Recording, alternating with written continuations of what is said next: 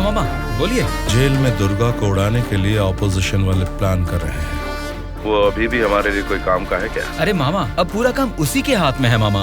अगर हाथ पर हाथ धरे बैठे रहे तो वो पार्टी फिर से सत्ता में आ जाएगी, तो फिर वो हमारे किस काम का रहेगा? इस बार जैसा आप सोच रहे हैं, सत्ता हमारे हाथ में नहीं है मामा। 70% उन्हीं के फेवर में है। ये बात तुझे कैसे पता? इलेक्शन सर्वे रिपोर्ट्स में वो हमसे ज्यादा स्ट्रॉन्ग है मामा। अगर वोट्स काउंटिंग में भी वो हमसे आगे निकले तो हमें कुछ और एमएलएस की जरूरत पड़ेगी मामा। अब उनको धमका के डरा के हमारी पार्टी में लाने के लिए हमारे लिए दुर्गा ही लास्ट ऑप्शन है मामा। And he is the most powerful weapon we have today. और हमारे धंधे में तो गधे को भी बाप बनाना पड़ता है। और हमें अगर गवर्नमेंट फॉर्म करना है तो किसी भी हाल में हमें दुर्गा चाहिए मामा। इलेक्शन रिजल्ट जब तक डिक्लेयर नहीं होते, जेल में मेरे आदमी का बाल भी बांका नहीं होना चाहिए। वो सब आप मुझ पर छोड़ दीजिए, मैं देख लूंगा। लेकिन आपके आदमियों को प्रोटेक्ट करना है तो बहुत बड़ा अमाउंट खर्च हो सकता है सर। वो मैं देख लूंगा। सर मेरा एक छोटा सा डाउट है सर। क्या डाउट है? आपने दुर्गा को मरवाने के लिए पैसे लिए थे ना, अब बचाने के लिए पैसे ले रहे हैं। ये बात मेरे पल्ले नहीं पड़ी सर, मुझे थोड़ा कंफ्यूजन हो रहा है। पागल कहीं। इसी को अंग्रेजी में पॉलिटिक्स बोलते हैं और हमारी भाषा में बोलते हैं राजनीति, समझे?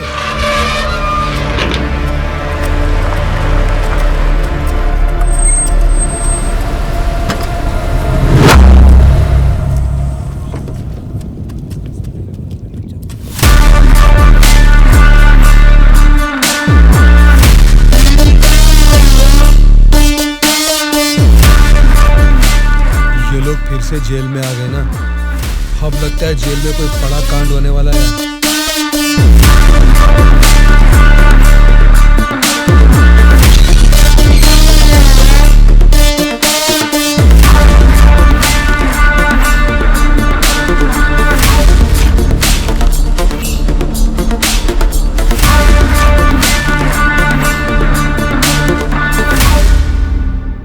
उसे कब मारने का सोचा है? हो सके तो आज ही। आज छोड़ देना, कल विजिटिंग आवर्स है, मुमकिन नहीं होगा। परसों मारने का प्लान बनाओ। ठीक है फिर, लेकिन एक बात अच्छी तरह से समझ लो, दुर्गा को मारने के लिए मैं तुम लोगों को आधे घंटे का टाइम दे सकता हूँ। आधे घंटे में ही काम निपटाना होगा, और अगर नहीं मार सके तो उसे दोबारा मारने का मौका नहीं मिलेगा। जाओ।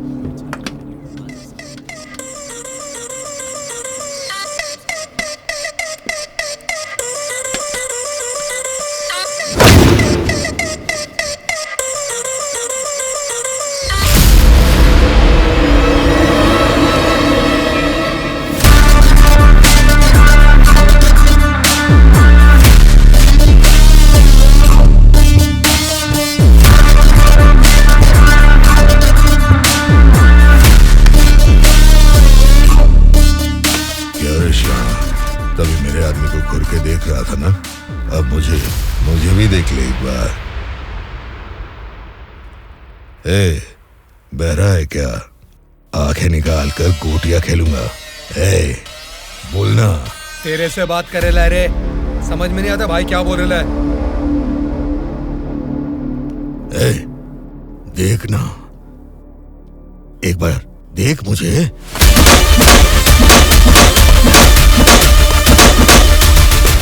मेरे बारे में तुम जानता नहीं हो, सीधे तिहाड़ जेल में फेंक दूंगा।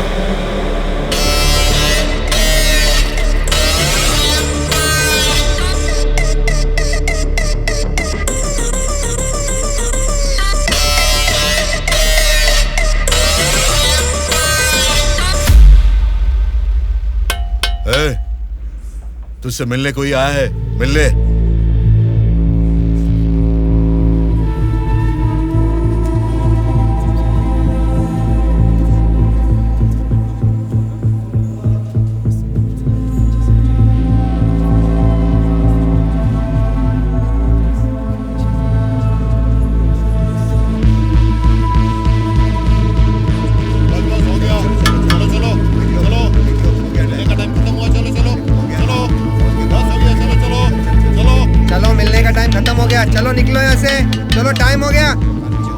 चल शिवा, तू निकल, ठीक मैं है बाद यार, में ध्यान रख अपना।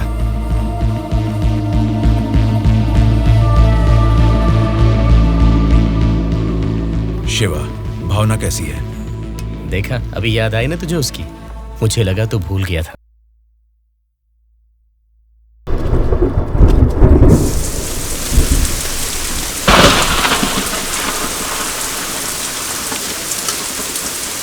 वो दुर्गा वॉशिंग एरिया में है, बिना गड़बड़ किए उसे टपका देना।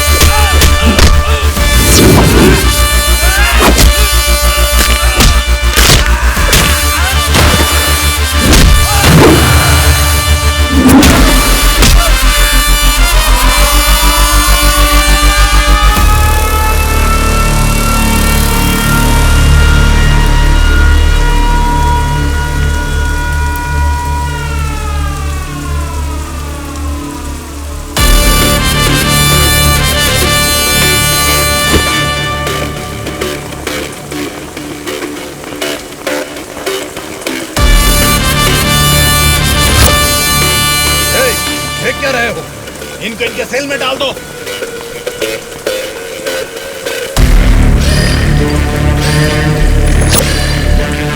आज जेलर साहब। यो बादशाह, तुम और 10 लोगों को भेजोगे ना तो भी जेल में उस दुर्गा को नहीं मार सकोगे। क्या हुआ जेलर साहब? क्या हुआ है? तुमने जिन 10 लोगों को भेजा उन्हें उसने कुत्ते की तरह पीटा। मुझे तो लगता नहीं है उनमें से एक भी जिंदा बचेगा। आइंदा जेल के अंदर ऐसी बचकानी हरकत मत करना। जेल के बाहर ही निपटाओ। प्लानिंग जेल के बाहर करो। रखो फोन।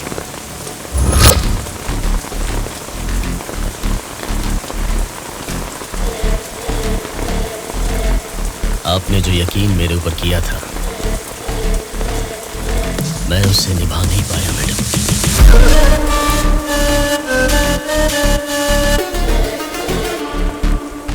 आप ये गन लीजिए मैडम। इस गन से मुझे अभी इसी वक्त यहीं पे मार दीजिए, नहीं तो मुझे एक और मौका दीजिए। मैं खुद जेल में जाकर उस दुर्गा को मारूंगा।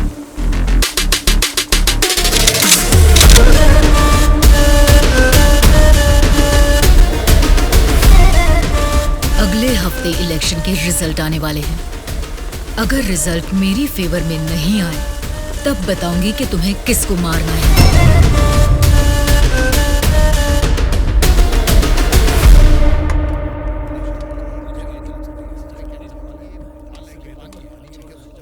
मेरा नाम दुर्गा है।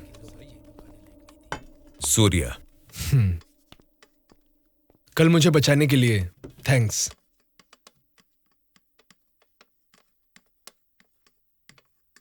तुम्हारे बारे में सुना था, तुम किसी मर्डर केस में जेल आए हो।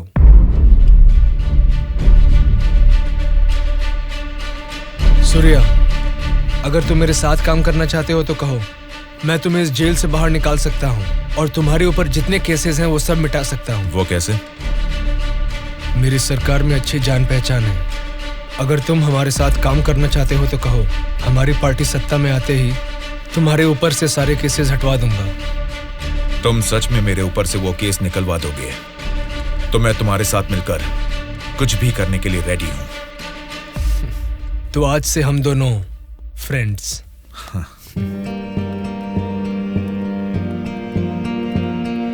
अच्छा, उस दिन वो लोग तुम्हें मारना क्यों चाह रहे थे? ऑपोजिशन वाले तो मुझे कई दिनों से मारने की कोशिश कर रहे थे, क्योंकि उन्हें इस बार जेल में मौका मिल गया, इसीलिए वो मुझे मारने आ गए।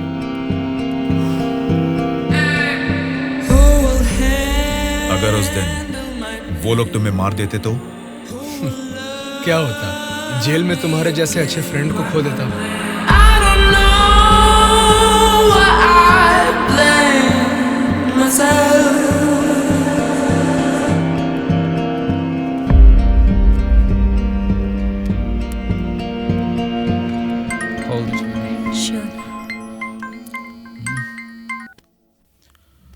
हेलो, मैं दुर्गा बोल रहा हूँ। बोलो दुर्गा। यहाँ जेल में मैं एक आदमी से मिला। किसी छोटे मोटे मर्डर केस में अंदर आया है, लेकिन उसकी हिम्मत अलग ही लेवल की है भाई। वो तो ठीक है, लेकिन क्या वो हमारे काम आएगा? बेशक वो हमारे काम आएगा भाई। ठीक है, इस बार इलेक्शन रिजल्ट्स अगर हमारे फेवर में नहीं आए तो तुम्हें बाहर आना पड़ेगा। ठीक है भाई। तब मैं मामा से बात करके तुम्हारे साथ उसको भी बाहर लाने का प्लान करूंगा।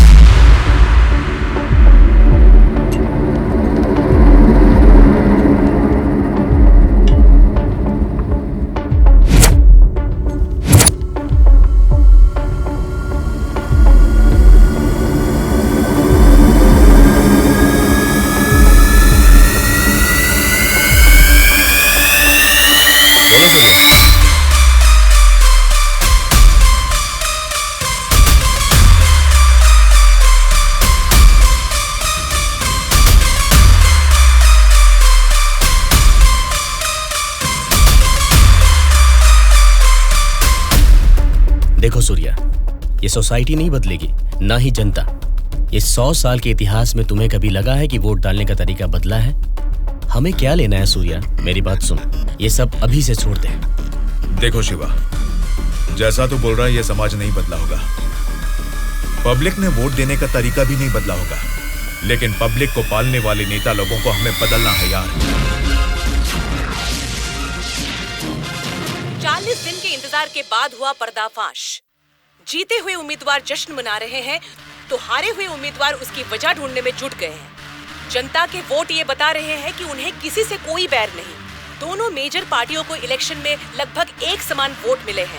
राज्य के पूरे 120 असेंबली सीटों में से सरकारी पार्टी को 48 सीट मिले हैं, वहीं ऑपोजिशन पार्टी को 52 सीट मिले हैं। बाकी 20 सीटें इंडिपेंडेंट एमएलएस को मिले हैं और वो ही तय करेंगे कि राज्य में सरकार किस पार्टी की बनेगी। अब उनमें से कितने लोग कौन सी पार्टी को समर्थन करेंगे, राज्य की सत्ता कौन सी पार्टी को जाएगी, ये सब जानने के लिए शक्ति परीक्षण होने तक सबको इंतजार करना ये क्या है सर? इस बार ऐसे कैसे हो गया? अब हम क्या करेंगे सर? इस बार भी गवर्नमेंट हमारी ही बनेगी।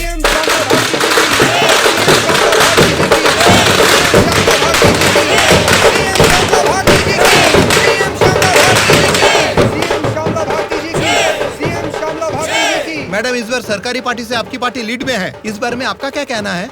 जनता को अब हमारे ऊपर यकीन आ गया है, इसलिए इस बार हमारी पार्टी लीड में है।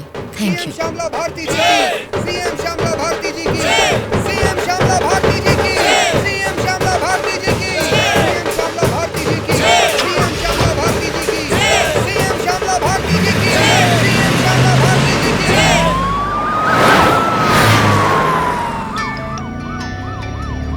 मैडम, सीएम राम मोहन राव जी का फोन आया है। बोलिए एक्स सीएम राम मोहन राव जी, कैसे लगे आपको इस बार के इलेक्शन के नतीजे? इस बार 4 सीट आपको ज्यादा मिली है, ऐसा सोचकर ये मत समझिए कि जीत आपकी हुई है। मिस श्यामला भारती जी, आपको सरकार बनाने के लिए आपकी पार्टी का और 10 एमएलए की जरूरत है। अगर 10 एमएलए को खरीद लिया तो भी 10 दिन के अंदर शक्ति परीक्षण के लिए उनका वहाँ होना बहुत जरूरी है। तो जाहिर है कि आपकी पार्टी को मेरी पार्टी से भले 4 सीटें ज्यादा आई है या मेरी पार्टी को 4 सीटें कम आई है, तो भी आखिर में असेंबली में आपकी जगह हमेशा की तरह विपक्ष में ही रहेगी। ये बात मत भूलिएगा मिस श्यामला भारती जी। ठीक है राम मोहन राव जी, इस बार संसद में हम विपक्ष में रहेंगे या आप विपक्ष में रहेंगे, देखते हैं। Good luck.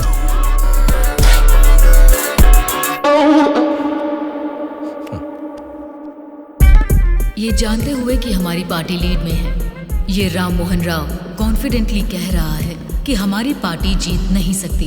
इससे ये साफ पता चलता है कि हमारी पीठ पीछे साजिश हो रही है। हम एक लीडिंग पार्टी है, हमें हमारी पार्टी को सत्ता में लाने के लिए उन 20 इंडिपेंडेंस को हमारी पार्टी में लाने का कोई न कोई तरीका ढूंढना होगा। हमें उन 20 लोगों को जल्द खरीदना होगा मैडम, और उसका केवल एक ही रास्ता है। कौन सा रास्ता? अनंतगिरी में 20 साल से ना हारने वाले कल्याण प्रसाद को हमें सबसे पहले खरीदना होगा मैडम। उसी को क्यों?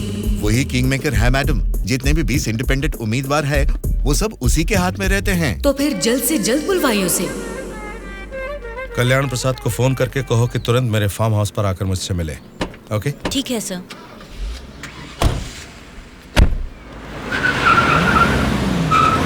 लगता है सब लोग आ गए हैं, तेरी वजह से ही लेट है। हाँ रुको रुको। नमस्कार मैडम।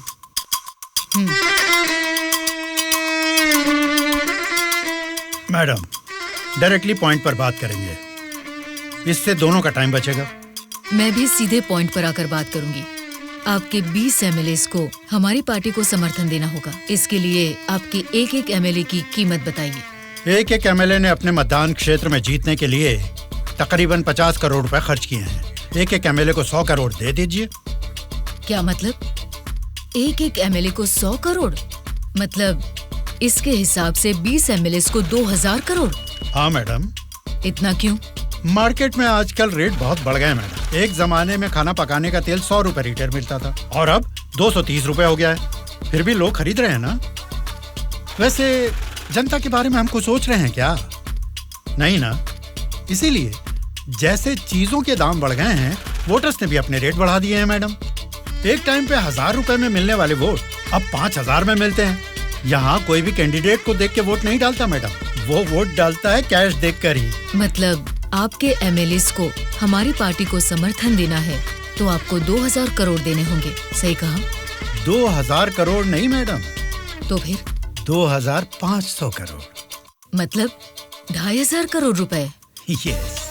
वो 500 करोड़ किसके लिए? वो मेरा कमीशन है मैडम। आपका कमीशन 500 करोड़ है? जी मैडम। मैं आपको कोई प्याज टमाटर थोड़ी ना बेच रहा हूँ। इस राज्य की सत्ता 5 साल के लिए दे रहा हूँ आपको। इसके बदले में एक छोटी सी 500 करोड़ की रकम कमीशन लेने में कोई गलती नहीं है मैडम।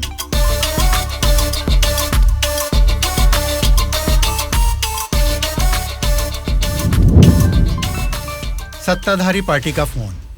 अगर मेरा प्रपोजल आपको जमता है तो फोन काट दूंगा, और नहीं तो इस बार फिर से उन्हीं की सरकार बनेगी।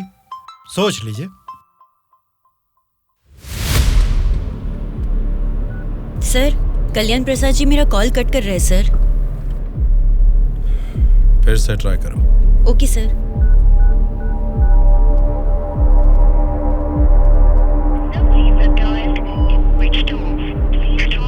सर, फोन स्विच ऑफ आ रहा है सर। ठीक है, उसे वॉइस मैसेज भेज दो। Okay sure sir. आपने 2500 करोड़ मांगे जो मैं दे रही हूँ। कोई गलती नहीं होनी चाहिए। शक्ति परीक्षण वाले दिन हमारे 20 एमएलए आपके पीछे दुम हिलाते हुए चलेंगे। आप जहाँ साइन करवाएंगी वहाँ करेंगे। अब आप सीएम पद की शपथ लेने के लिए तैयारी कीजिए मैडम। लेकिन उसके पहले हमें एक काम करना है। वो क्या है मैडम? आपने मुझसे हाथ मिला लिया है, ये खबर राम मोहन राव को जरूर पता चल जाएगी। हमें हमारे एमएलएस को सेफ रखना होगा। इसलिए उन सभी एमएलएस को राम मोहन राव से सेफ रखने के लिए मैंने बेंगलुरु में एक स्टार होटल पूरा बुक कर लिया है। शक्ति परीक्षण होने तक वो सारे उधर ही रहेंगे। आपके एमएलएस के साथ हमारे एमएलएस को भी मिलाकर उधर भेजेंगे तो वो सब साथ में वहाँ सेफ रहेंगे। आपकी बात सही है मैडम, पर उस राम मोहन राव के डर से सिटी से इतनी दूर बेंगलुरु में एमएलएस को रखने की जरूरत नहीं है मैडम। वो क्या है ना, शहर के बीचों बीच मेरे कंट्रोल में एक जगह है जिसके बारे में किसी को नहीं पता। ये 10 दिन हम अपने एमएलएस को वहीं छिपाएंगे तो टाइम भी सेव होगा और अपने लोग अपने ही साथ हैं, ये भरोसा भी रहेगा। लेकिन उतनी सेफ प्लेस इस सिटी में कहाँ है? सॉरी मैडम, शक्ति परीक्षण होने तक उस जगह के बारे में मैं आपको भी नहीं बताऊंगा। ठीक है, फिर आपके एमएलएस के साथ हमारे एमएलएस को भी आपकी बताई हुई जगह पर भेजूंगी। देखना कोई भूल ना हो। Okay madam. सत्या। हाँ सर। सर, श्यामला भारती जी ने कल्याण प्रसाद जी को 2500 करोड़ में खरीद लिया। अब हमारी हालत क्या होगी सर? हमारी सरकार गिर गई क्या? सर, इलेक्शन में मैंने 100 करोड़ खर्च किया, अब मेरा क्या होगा सर? बताइए सर, क्या होगा? बस चुप हो जाओ। परेशान होने की जरूरत नहीं है। शक्ति परीक्षण में अभी टाइम है। मैं जानता हूं मुझे क्या करना है। आपकी बात मुझे समझ आ गई। अभी मुझे क्या करना है बोलिए। अनऑफिशियली किसी भी हालत में दुर्गा मुझे जेल से बाहर चाहिए, चाहे जितने भी पैसे लग जाएं। तुरंत जेलर से बात करके काम को अंजाम दो। ठीक है मामा, पर एक रिक्वेस्ट है। बोलो क्या है? दुर्गा के साथ एक और आदमी को जेल से बाहर निकलवाना है मामा। कौन है वो? उसका नाम है सूर्या। उसकी गट्स, उसकी हिम्मत, वो अलग ही लेवल की है। हो सकता है, लेकिन किसी भी अनजान आदमी के ऊपर इस तरह से आंख मूंद कर भरोसा कैसे कर सकता? ये स्टेट गवर्नमेंट का मामला है। अगर कुछ गलत हो गया तो मेरा पूरा पॉलिटिकल करियर खत्म हो जाएगा। मेरा यकीन कीजिए मामा, हमारे गवर्नमेंट को गिरने से बचाने के लिए इस ऑपरेशन में दुर्गा से ज्यादा वो ही एक्टिवली काम करेगा। ठीक है, अगर तुम उसकी इतनी तारीफ कर रहे हो तो काम खत्म होते इन दोनों को फिर से जेल में डाल दूंगा। मैं भी उससे जरूर मिलना चाहूंगा।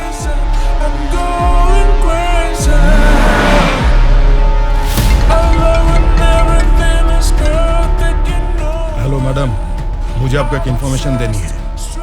हाँ बोलिए। जेल से दुर्गा भाग गया है, अपने एमएलएस को संभालिए।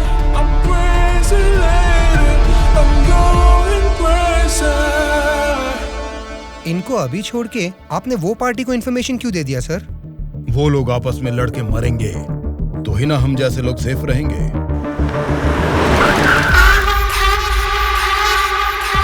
आज रात यहीं पे रुकना। कल सवेरे 8 बजे मामा से मीटिंग हो सकती है। कॉल आते ही यहाँ से निकल जाना। मैडम, कल रात ही मैंने अपने सभी लोगों को सेफ जगह पर शिफ्ट किया है और यहाँ वो सारे लोग बहुत ही एंजॉय कर रहे हैं। वो ठीक है, पहले मेरी बात सुनिए। बोलिए मैडम। सरकारी पार्टी वाले जेल से उस दुर्गा को बाहर लेकर आए हैं, ये इन्फॉर्मेशन आई है। मैं नहीं जानती तुम क्या करोगे। हाँ?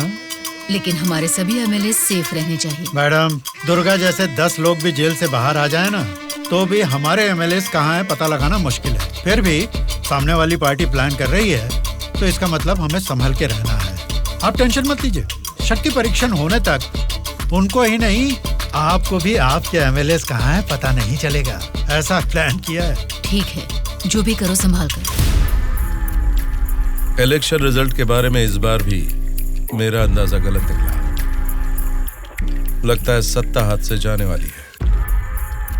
तुम दोनों को क्या करना है ये तुम सोचो, चाहे जितने पैसे खर्च हो जाएं, लेकिन उस श्यामला ने जिन 20 इंडिपेंडेंट एमएलएस को खरीदा है वो किसी भी तरह मुझे चाहिए। तुम लोगों का क्या प्लान है, बताओ क्या करोगे? उन सबको किडनैप करेंगे सर। किडनैप? हाँ सर। 20 एमएलएस को किडनैप करना तुम्हें स्कूल के बच्चों को किडनैप करने के जैसा लग रहा है क्या? 20 एमएलएस नहीं सर, ऑपोजिशन एमआईयू को मिलाकर पूरे 72 एमएलएस हैं सर।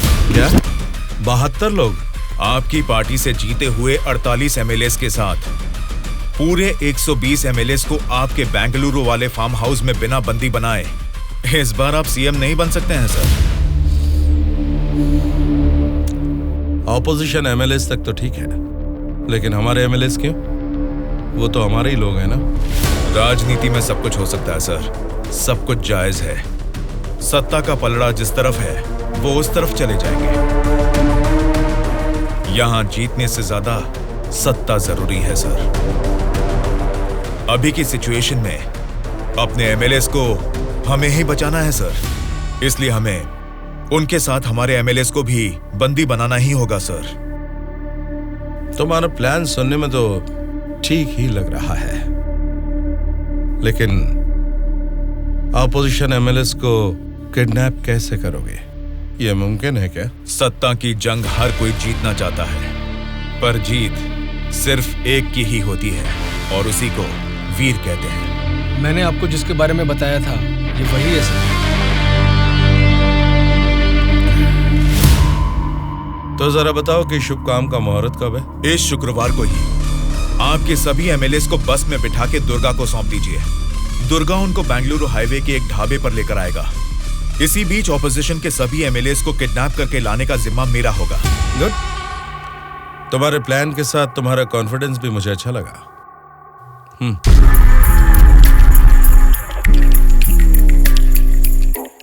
इस बैग में 2 करोड़ है, इसे सिर्फ एडवांस ही समझो। जैसा सोचा है, अगर काम वैसा ही हुआ तो तुम्हारे ऊपर जितने भी केस हैं उनको हटाने के साथ ही इस तरह के कई बैग्स तुम्हें मिलेंगे। इस बार भी आप ही सीएम पद की शपथ लेंगे, उसके लिए तैयार रहिए।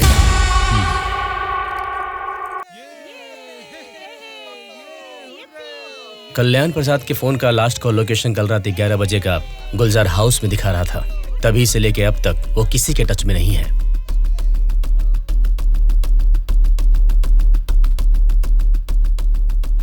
तो फिर वो पक्का गुलजार हाउस में ही है। हाँ बोलो। मैडम, आपके लिए एक बैड न्यूज है। गुलजार हाउस में ठहरे हुए आपके सभी एमएलएस को सत्ता वाली पार्टी के लोग किडनैप करने की कोशिश कर रहे हैं। आप फौरन उनको वहां से कहीं और शिफ्ट करवाइए, नहीं तो सीएम नहीं बन पाएंगी। लेकिन तुम कौन हो? आपका हितैषी हूं।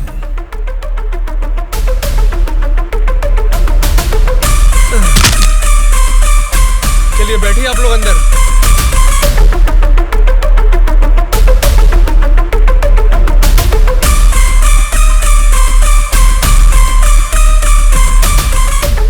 बोलिए मैडम। कहाँ हैं आप? मैं नहीं बता सकता। मैं सीरियसली कुछ पूछ रही हूँ, उसका सीधा जवाब दीजिए। मैं भी सीरियसली ही बोल रहा हूँ मैडम, नहीं बता सकता। आप सब गुलजार हाउस में हैं, ये बात मैं अच्छी तरह से जानती हूँ। वो कैसे मैडम? गूगल मैप पे भी सर्च करने पर इस जगह के बारे में किसी को पता नहीं चलता। सिर्फ मुझे ही नहीं बल्कि सरकारी पार्टी वालों को भी पता है कि आप सब कहाँ छुपे हो। अब क्या करें मैडम? उनके वहाँ पहुँचने से पहले निकलो वहाँ से और अपने साथ सभी एमएलएस को वहाँ से शिफ्ट कर दो। लेकिन अभी के अभी इतने एमएलएस को कहाँ शिफ्ट करेंगे मैडम? मैं बस भेज रही हूँ, मेरे बेंगलोर वाले रिसोर्ट में शिफ्ट हो जाओ। समझ गए तुम? समझ गया।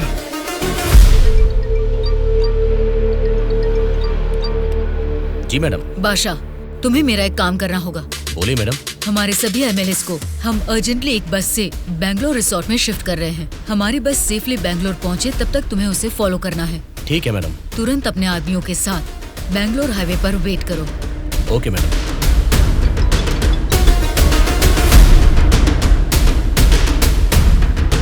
हेलो मैडम, मैं ट्रैवल एजेंसी का बस ड्राइवर बोल रहा हूँ मैडम। कहाँ पहुँचे तुम? मैं बिल्कुल सही लोकेशन में पहुँच गया हूँ मैडम। ठीक है, हमारे लोग वहाँ आएंगे, वेट करो। ठीक है मैडम।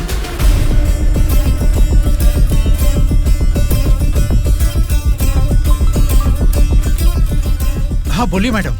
बस आ गई है, आप सब तुरंत वहाँ से निकल जाइए। ठीक है मैडम। बस आ गई है, चलिए सब लोग बस में बैठिए।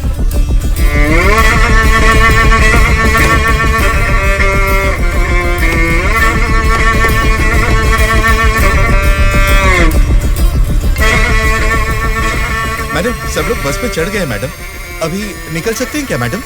Okay madam. बोलो सूर्या। दुर्गा, हमारा प्लान सक्सेस हुआ।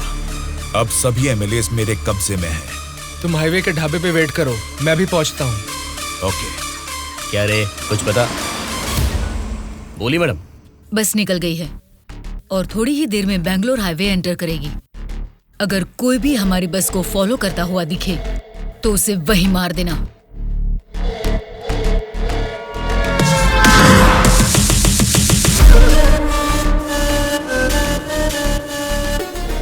मैडम, हमारे एमएलएस की बस अभी सामने से क्रॉस हो गई है। तुम ध्यान से हमारी बस को फॉलो करना, ठीक है? ठीक है मैडम। ए चलो रे।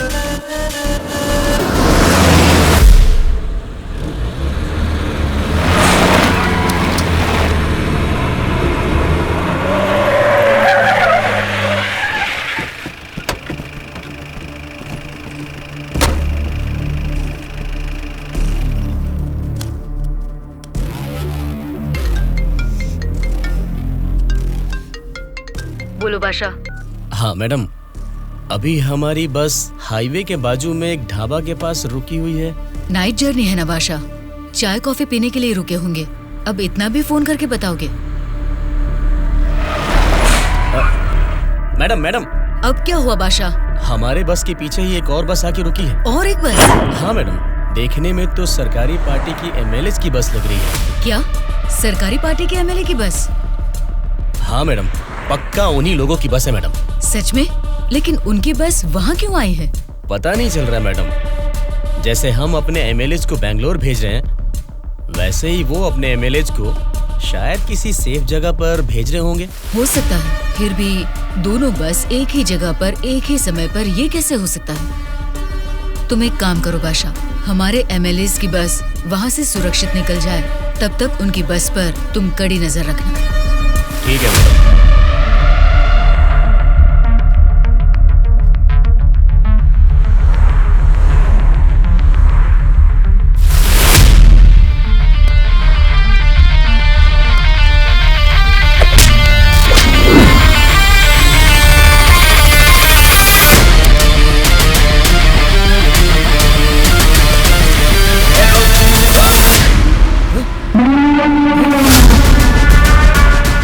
बोलो बादशाह। हमारे बस ड्राइवर ने सरकारी पार्टी के बस ड्राइवर दुर्गा को मार के उनके बस को भी हमारे बस ड्राइवर ही ड्राइव करके ले जा रहे हैं मैडम। व्हाट?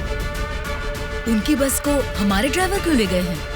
मुझे भी कुछ समझ में नहीं आ रहा मैडम। ठीक है, मैं अपने ड्राइवर को फोन करके पता लगा लूंगी। पहले तुम हमारी बस को फॉलो करो। Okay madam.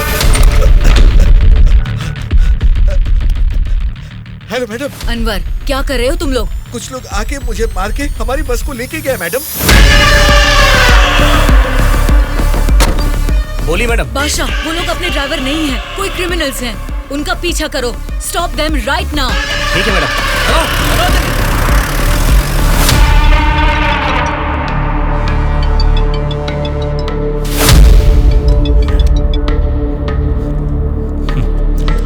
बोलिए श्यामला जी, इस वक्त कैसे याद किया? बड़े रिलैक्स्ड मूड में लग रहे हैं आप। एक शॉकिंग न्यूज सुनाऊं आपको? बताइए, क्या है वो? अभी तक मैंने सोचा कि संसद में आपके और मेरे बीच में स्पर्धा है, लेकिन हमारी इस स्पर्धा में किसी तीसरे ने एंट्री ली है। उसने क्या किया है अगर ये आपको बताऊंगी तो बहुत बड़ा झटका लगेगा। वो तीसरा कौन है और उसने क्या किया है ये आप बताएंगी, तभी तो पता चलेगा कि मुझे बड़ा झटका लगेगा या नहीं। जेल में से आपने एक जानवर को बाहर निकलवाया मिस्टर राव। उस जानवर को मारकर उस तीसरे ने हमारे एमएलएस के साथ आपके एमएलएस को भी किडनैप करके वहाँ से भाग गया है मिस्टर राव। अगर मुझे पता चला कि उस तीसरे और आपके बीच में कुछ कनेक्शन है तो मेरी एक बात याद रखना, आपका पॉलिटिकल करियर मैं पूरी तरह से बर्बाद कर दूंगी मिस्टर राम मोहन राव।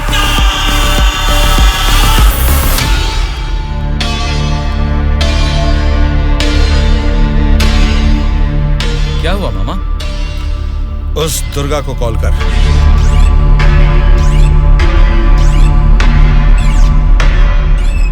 वो फोन नहीं उठा रहा है।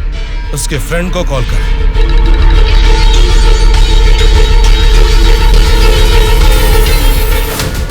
मेरे पॉलिटिकल करियर में ये फर्स्ट टाइम है जब मैंने किसी पर यकीन करके धोखा खाया।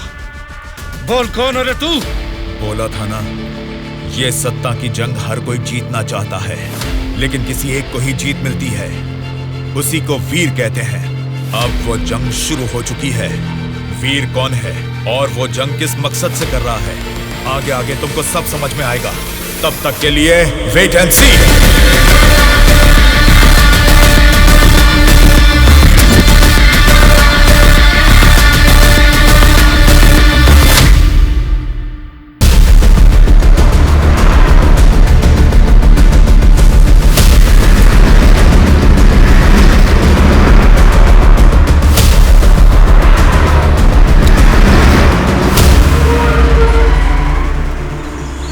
ये कौन सी जगह है?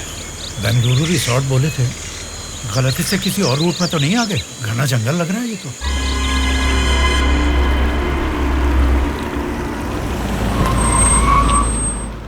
सर वो क्या है कि तुम पर भरोसा करके काम सौंप दिया, इसके लिए तो मुझे खुद को जूते मारने चाहिए। अपना ये चेहरा फिर मुझे कभी मत दिखाना। पता नहीं कहां से एक अनजान आदमी को लाकर मेरे सर पर बैठा दिया। अब देखो उसने क्या किया है। सॉरी मामा। मर जाओ जाकर। उस डीजीपी को फोन करके फार्म हाउस में आने के लिए कहो। ओके मामा। क्या रे, हमारी पार्टी ज्वाइन करने के लिए इस जंगल में आ गए तुम लोग? अरे जब लीड में हम हैं तो तुम्हारी पार्टी में आने की नौबत क्यों आएगी हमें? लीड में हम हैं बोलकर तुम सब लोग हमारी पार्टी में आ गए। देख लो, कुछ अकल है कि नहीं? वाली लीड नहीं, जीतने वाली भी अपनी ही पार्टी है। रुक जाओ, क्या है ये? इतना शोर कर रहे हो? आपस में लड़के कुछ नहीं मिलने वाला। हमें कुछ भी बोलिए, लेकिन हमारी पार्टी को कुछ मत बोलना। समझ गए? जरा सामने आओ और अपनी पार्टी की ताकत दिखाओ। साइलेंस।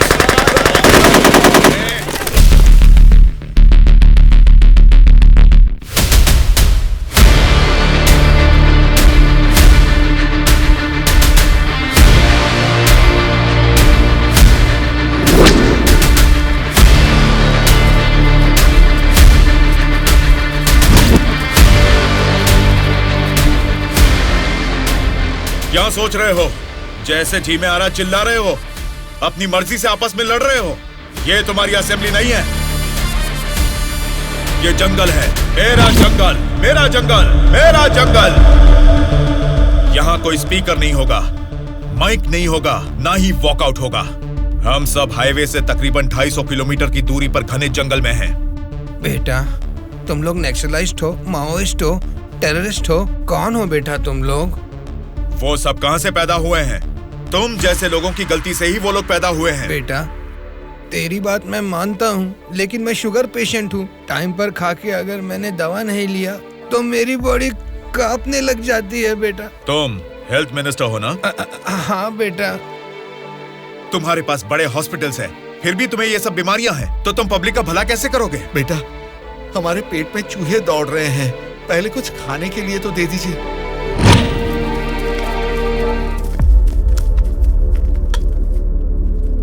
ये क्या खाना है? ये तो जेल के खाने से भी बदतर है। क्यों रे?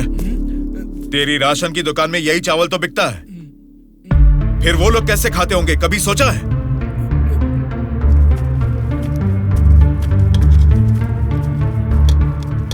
बस बेटा बस, चावल खाने में कमी ही करनी चाहिए, ज्यादा नहीं खाना चाहिए। अच्छा, तो फिर इतनी जायदाद कैसे बना ली? उसमें भी तो कमी कर सकते थे, पर उसमें तो करोगे नहीं। देखो बेटा, तुम्हारी बातें और करतूतें तो कमाल की हैं, लेकिन कमी है तो बस चेहरा नहीं दिखाया तुमने, जरा वो भी दिखा दो। तुझसे देखा नहीं जाएगा। बाप रे, इतना डरावना है तुम्हारा चेहरा। तो फिर देखो। हाँ तो फिर दिखाओ ना।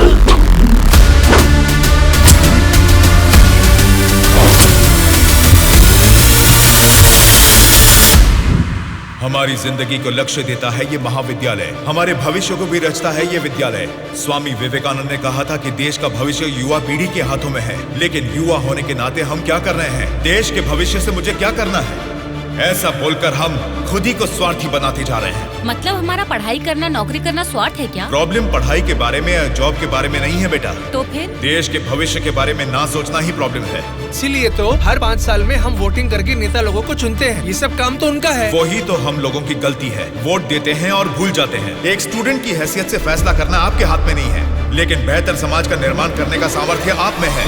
उन लोगों को खड़ा करके पूछने का हक भी आपको है। जब आप लोग ऐसा करेंगे तब स्वामी विवेकानंद की बात सच होगी कि देश का भविष्य युवाओं के हाथों में है। जाल खरीदने के लिए पैसे देंगे, नाव खरीदने के लिए लोन देंगे। तुमसे यही वादा इलेक्शन से पहले किया गया था ना, लेकिन अब सत्ता में आकर 4 साल होने के बाद भी एक भी वादा पूरा नहीं किया। इसको आप कब तक सहेंगे और कितने दिन भुगतेंगे? इन एमएलएस को जीतने दीजिए और सवाल कीजिए।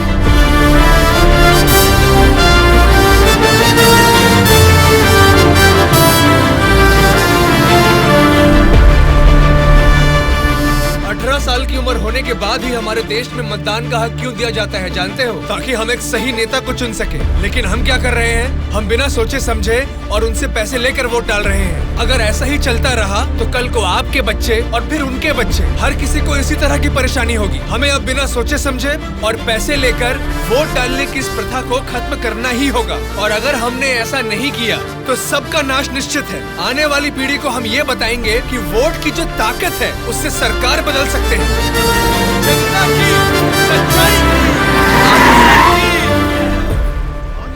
स्टूडेंट सर, आजकल जनता के सामने समाज के बदलाव की बातें करते रहते हैं सर। आजकल ये फैशन हो गया है सर। ठीक है। हाँ? उसके भाषण की वजह से अपनी इमेज डैमेज नहीं होनी चाहिए। सर, हमें उनकी परवाह नहीं करनी चाहिए। वो लोग कुछ प्रॉब्लम नहीं करेंगे सर। अपने किसी आदमी को बोलो इन पर जरा नजर बनाए रखे। Okay sir. दिल्ली से आते ही इनके बारे में कुछ करेंगे। क्या बताऊं बेटा, इस गांव की समस्या वैसे की वैसी ही है। हमारी समस्याओं को सुनने के लिए कोई वार्ड मेंबर नहीं आता है। सरपंच को तो देखा ही नहीं, कॉर्पोरेटर काम नहीं करता, और एमएलए के लिए क्या बताऊं, 4 साल पहले हमने उनको जिताया, वो तो ऐसे गायब हुए जैसे गधे के सर से सिंह। उनसे मिलने जाओ तो लात मार के भगा देते हैं।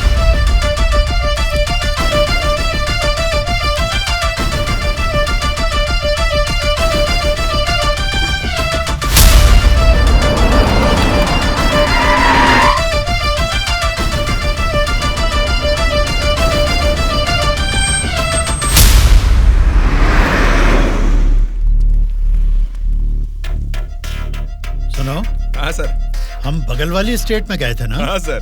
तो ये यूएस गए थे, ऐसा फ्लेक्सी क्यों लगा है? हाँ सर। चलो लगे रहने दो सर। फोटो अच्छी है। लगाया किसने इसको? और कौन सर, वो स्टूडेंट्स ही हैं।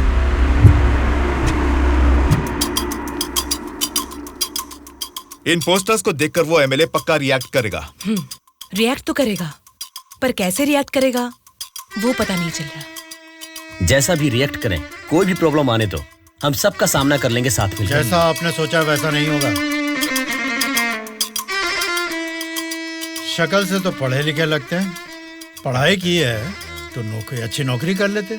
ऐसे पेस्ट लगा के पोस्टर लगाने की गंदी हरकतें क्यों कर रहे हैं आप लोग? ये पॉलिटिक्स के चक्कर में क्यों फंस रहे हैं? ये एक दलदल है, एक बार इसमें उतर गए ना तो फिर इससे बाहर नहीं निकल पाओगे। समझ गए ना?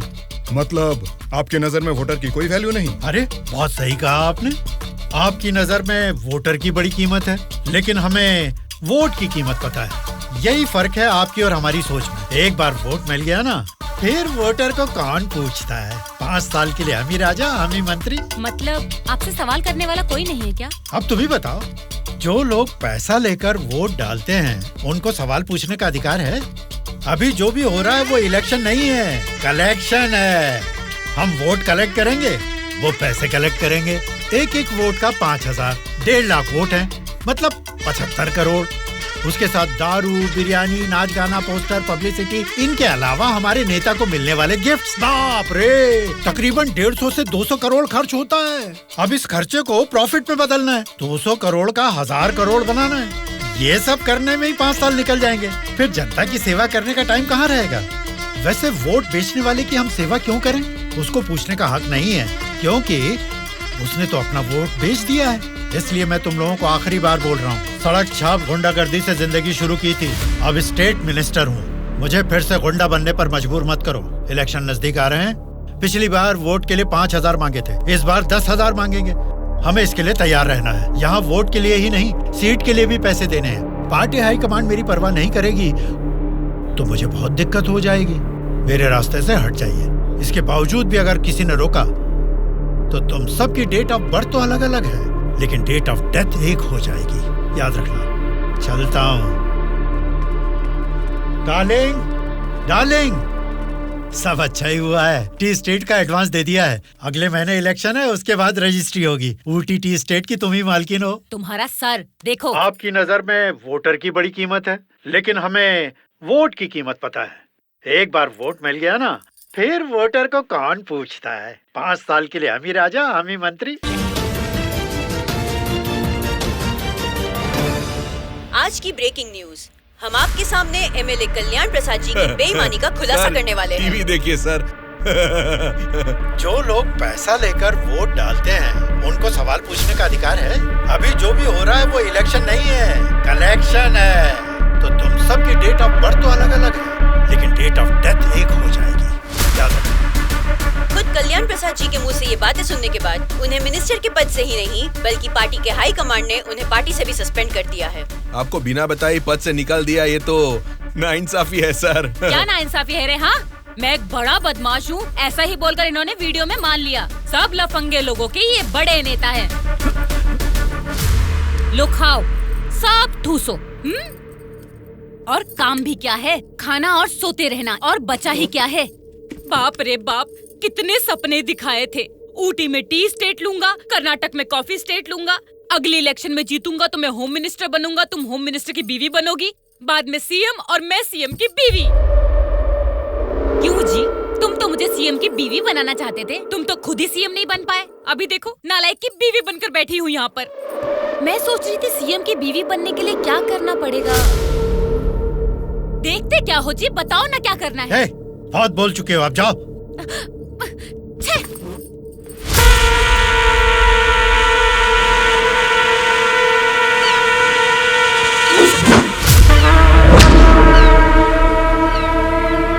अरे क्या कर रहा है? निकाल उसे। माफ कीजिए सर, अपने लोग हैं, मछली पकड़ना सीख रहे हैं, गलती से आपके ऊपर गिर गया। आप जाइए सर।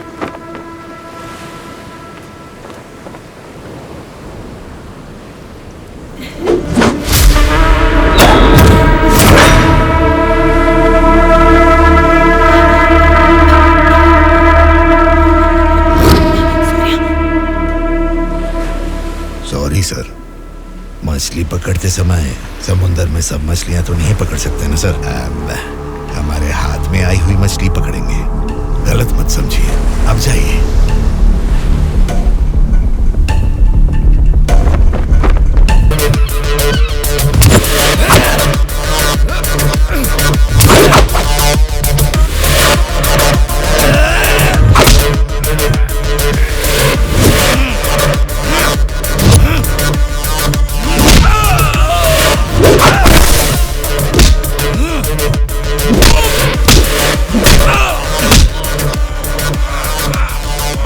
किसने तुम सबको भेजा? बता, जल्दी बता।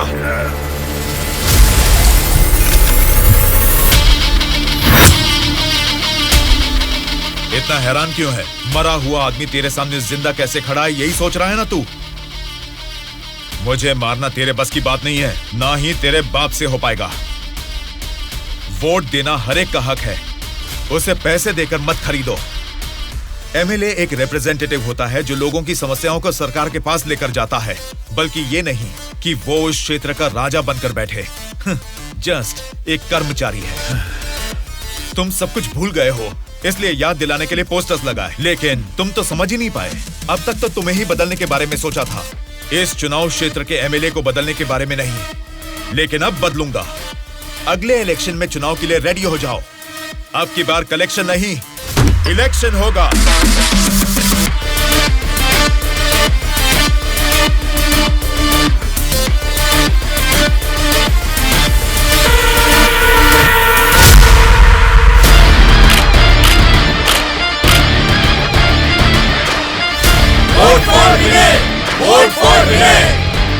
इसका नाम विनय है।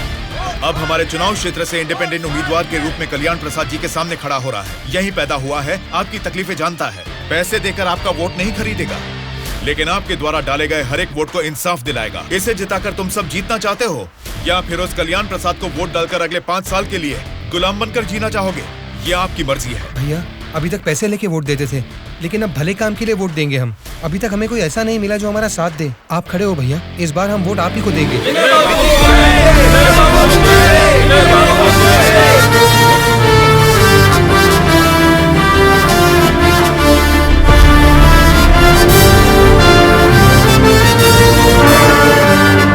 ऐसा क्या? यहाँ आप लोग बैठकर ताश खेल रहे हैं और वहाँ आपके सामने दूसरा लीडर खड़ा हो रहा है। देखो, पैसे लेकर वोट डालने वाली जनता के रहते हैं, इनकी परवाह नहीं करनी है। आपका बोया हुआ पेड़ आपको ही छांव देगा। आपका डाला हुआ वोट भविष्य का फैसला करेगा। अब किसे वोट देना है, ये आप ही तय कीजिए।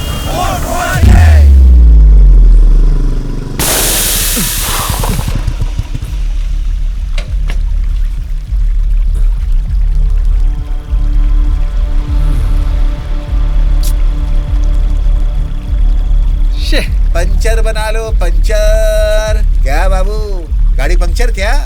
हाँ भाई, जरा अर्जेंटली जाना है। आप पंचर बना दोगे? बनाऊंगा ना। आगे जाके ये हमारे गांव का एमएलए बनेगा। पंचर थोड़ा खट से बना रे। तुम्हारे रोज जाने वाले रास्ते में अचानक तुम्हारी गाड़ी पंचर हो गई है, फर्क नहीं दिख रहा है क्या? उसके साथ जैसे ही गाड़ी पंक्चर हुई तभी पंक्चर वालों का हाजिर होना अजीब नहीं लग रहा है? वैसे तो इलेक्शन में खड़े होना भी अजीब बात है। आप तो एमएलए बन जाएंगे, असेंबली में चले जाएंगे, अपन तो इधर ही रह जाएगा ना।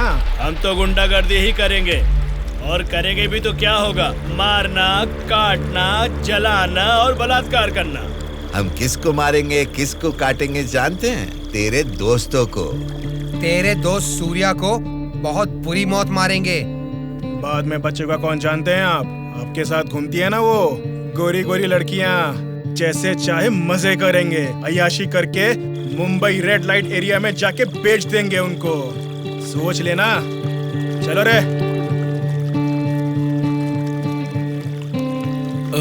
आप सबको कुछ बताना चाहता हूँ, लेकिन आप लोग गुस्सा मत होना। तो फिर तुम वो बात ही क्यों कर रहे हो जिससे गुस्सा है? अरे वो बात नहीं है। अरे तो अब बता भी दो ना। मैं ये इलेक्शन नहीं लड़ूंगा। What? सच सच बताओ, क्या तुम्हें किसी ने डराया? ऐसा कुछ नहीं है, मैं ये इलेक्शन नहीं लड़ूंगा बस। तेरी आंखों में मुझे डर दिख रहा है। क्या बात है, बोल। हाँ यार, मैं डर रहा हूँ, तो अब क्या करूँ? अगर जान का डर था तो इस इलेक्शन में खड़ा होने के लिए तैयार क्यों हुआ? कल ही नॉमिनेशन की लास्ट डेट है। कल 3 बजे एमआरओ ऑफिस के पास हम सब तेरा वेट करेंगे। तू कल आ रहा है और नॉमिनेशन भी डालेगा। उल्टा सीधा बोलेगा तो इन सब के बारे में तो नहीं जानता, लेकिन मैं तुझे मारकर समुंदर में फेंक दूंगा। याद रखना, कल शाम को 3 बजे एमआरओ ऑफिस। चलो रे। कल हम तेरे लिए वेट करेंगे।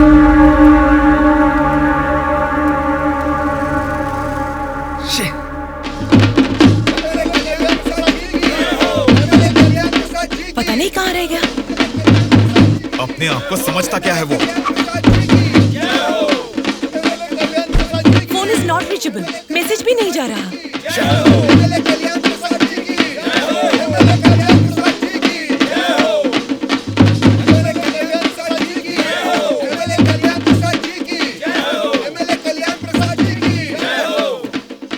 संभाल के रखना, बात के कार्यक्रम में काम आएंगे। नमस्कार वोटर महाराज, आपके अनमोल वोट आप मुझे ही देंगे ना? आप ही देंगे। अच्छा मुहूर्त निकलने से पहले नॉमिनेशन करके आता हूँ। नमस्ते।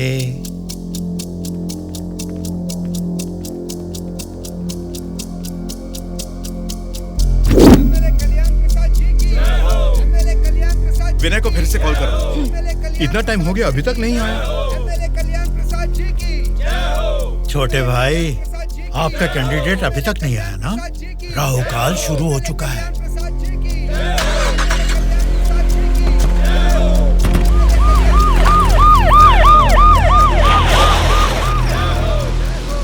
हम तुम्हें अरेस्ट करने आए हैं। हमें चलो बताते हैं।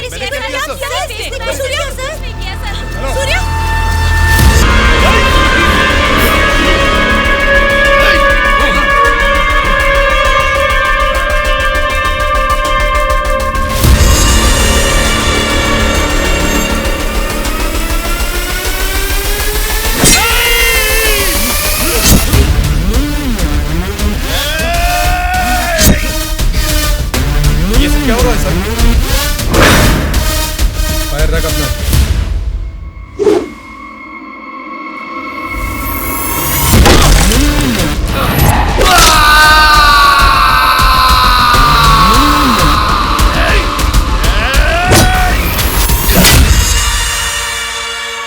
पकड़ रहे इसे। सर, ये सब क्या हो रहा है सर?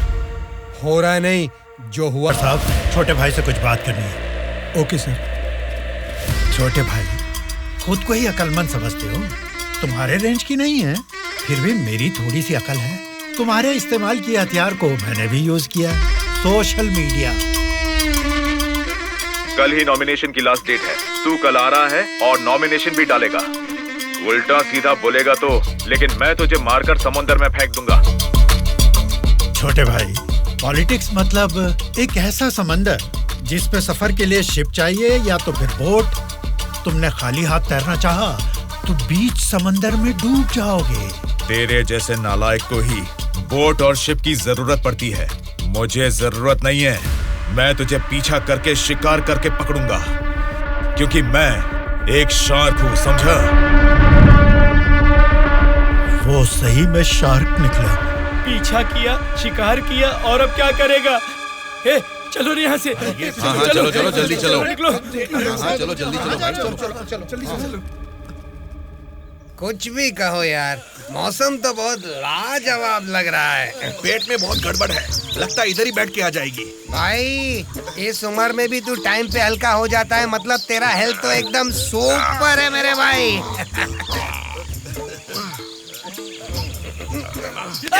अरे मेरा पेट गड़बड़ चल रहा है यार।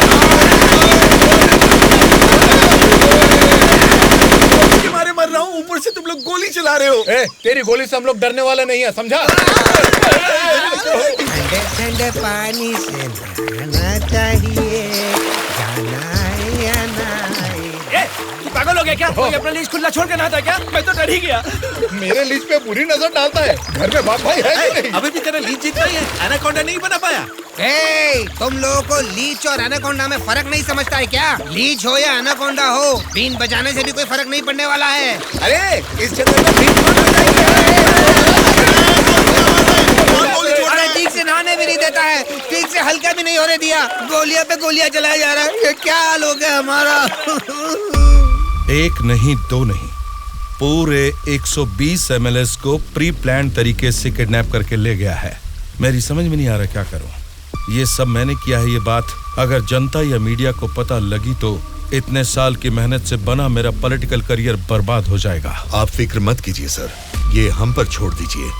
किडनैपर्स से सारे एमएलएस को कैसे सुरक्षित लाना है ये मुझ पर छोड़ दीजिए। किरण सर, ध्रुवा कहाँ है पता करो और तुरंत मेरे ऑफिस में आने के लिए कहो, तुरंत। Okay sir. मैं चलता हूँ सर।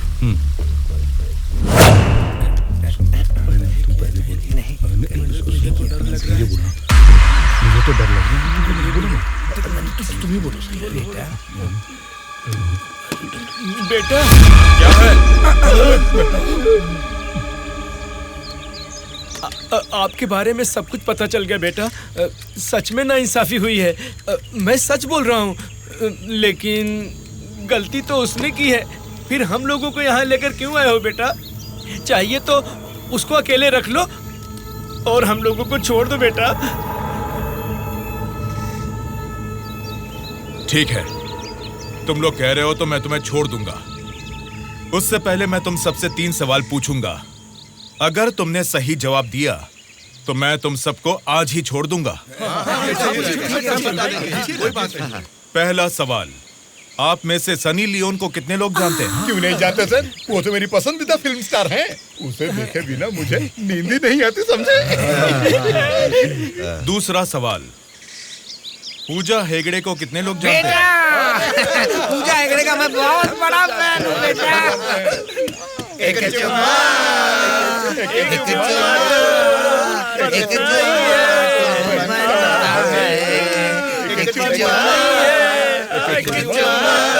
बेटा एक दूसरा गाना सुनाता हूँ, सुनो तुम।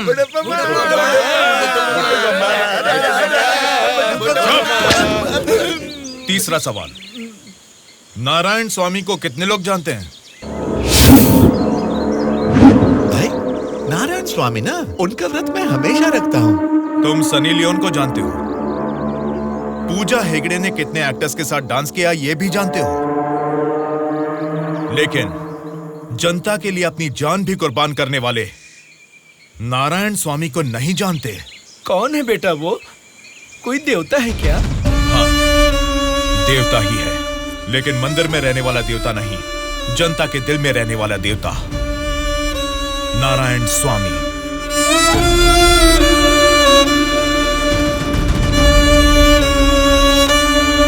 नमस्कार सर।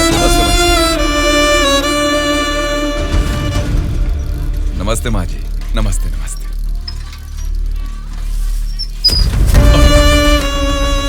ये क्या किया बहन जी? क्या देख के पता नहीं चल रहा? कचरा है। हाँ वो तो पता चल रहा है, लेकिन कचरे की सही जगह तो कूड़ेदान होती है ना। तो आपने ये कचरा कूड़ेदान में डालने की बजाय यहाँ सड़क पर क्यों फेंक दिया? हमेशा कूड़ेदान में ही डालती हूँ, आज ही जस्ट मिस हो गया। वो अच्छा, अंग्रेजी बोलना जानती हो, लेकिन ये नहीं जानती कि कचरे को कूड़ेदान में डालना चाहिए। ये सब करने से ही बीमारियां फैल रही हैं और इंसान बीमार होते जा रहे हैं। जरा उधर देखिए, कूड़ेदान में पूरा कचरा भरा हुआ है। उसे निकालने वाला म्युनिसिपैलिटी से कोई भी दिखाई नहीं दे रहा। 1 हफ्ते से बोल रहे हैं कि आएंगे, लेकिन अभी तक कोई नहीं आया। और तुम कह रहे हो कि मेरे कचरा फेंकने से बीमारी आ जाएगी? हाँ? तेरी बात से ना दुनिया बदले, तेरी चीख किसी तक ना पहुँचे, नाराज न तेरा बल ही है तेरा साथी, दब के न रहो, विश्वास है तेरी डोले, डर के न रहो, उम्मीदें तेरे दिल में उठ के न रहो, जज्बात है तेरे रग में। Hello, municipality office. कौन बोल रहे? नारायण स्वामी जी है क्या? अरे आपको कैसे पता चला?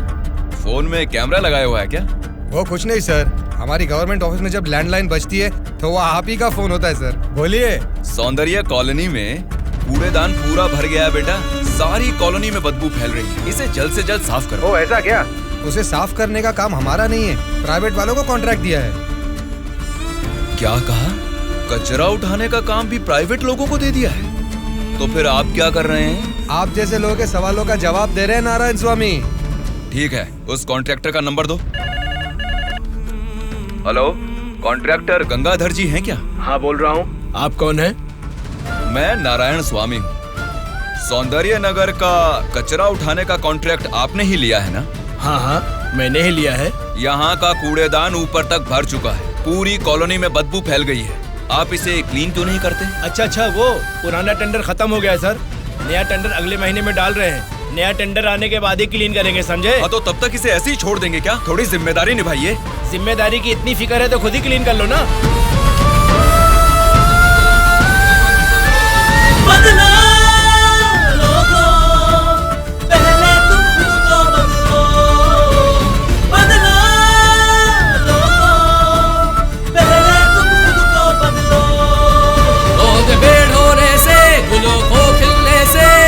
रोके दबना ऐसा धरती पे कोई, सूर्य को उगने से, बरखा को गिरने से, रोके जन्मा ऐसा धरती पे कोई। बदला लोगों, पहले तुम खुद को बदलो। अरे ये क्या कर रहे हो? मैंने अभी अभी सफाई की है। तुम्हें पेशाब करने के लिए यही जगह मिली? वहाँ सामने ही पब्लिक बाथरूम है, वहाँ जाके करो। मैं हमेशा से यहीं पे सुसु करता हूँ। कल से यहाँ पर मत करना। सिर्फ कल ही नहीं करूँगा, परसों भी और आगे भी यहीं पे करता रहूँगा।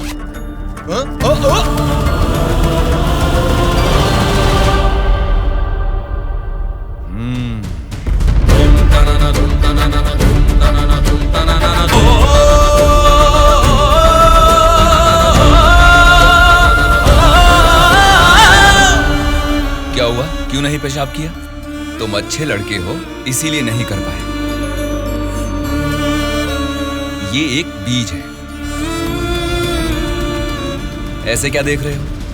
इसको फेंक दोगे तो मिट्टी में मिल जाएगा, लेकिन अगर इसे बो दोगे तो उसी मिट्टी को फाड़कर ये जल्द ही पौधा बन जाएगा। तुम इस बीज जैसे ही हो बेटा। ये बीज एक बड़ा वृक्ष बनेगा, खाने को फल देगा। अगर नहीं भी दे पाया तो कम से कम 10 लोगों को छांव देगा, बारिश लाएगा। अगर तुम इसे बो दोगे तो ये बीज बड़ा होके तुम्हारे बाद भी तुम्हारा नाम रोशन करेगा। अब इसे बोना है या फेंक देना है, तुम्हारी मर्जी है।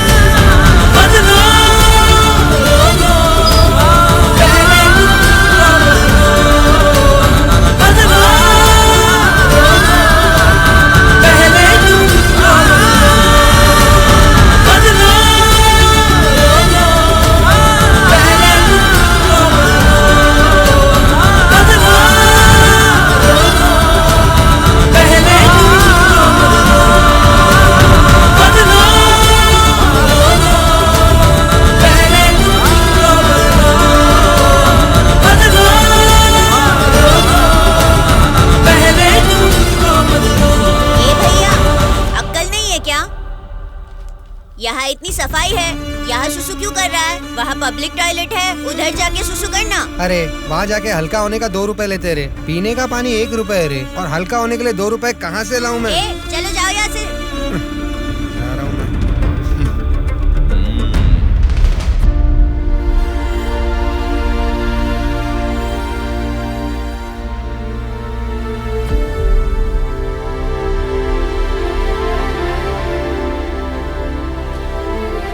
बेटा, राष्ट्रीय झंडे को उल्टा नहीं लगाते, गलत बात। राष्ट्रीय झंडे को ऐसे लगाते हैं, ऊपर केसरी, नीचे हरा। चलो झंडा फहराओ। क्या सोच रहे हो? तुम्हारा बोया हुआ बीज ही नहीं, मेरा बोया हुआ बीज भी बढ़ने लगा है, जल्द ही पेड़ बन जाएगा। चलो फहराओ।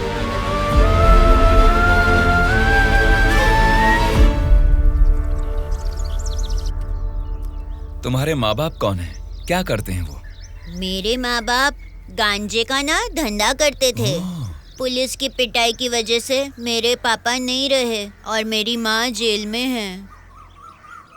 तो मतलब तुम पढ़ते नहीं हो क्या? पहले पढ़ता था, मेरी माँ ने पढ़ाई बंद करवा के बोला कि गांजे के धंधे में लग जाओ, इसलिए उन्होंने मुझे स्कूल से भी निकलवा दिया। अब मैं स्कूल जाके नहीं पढ़ सकता। मैं पढ़ाऊंगा तो पढ़ोगी? हाँ पढ़ूंगा।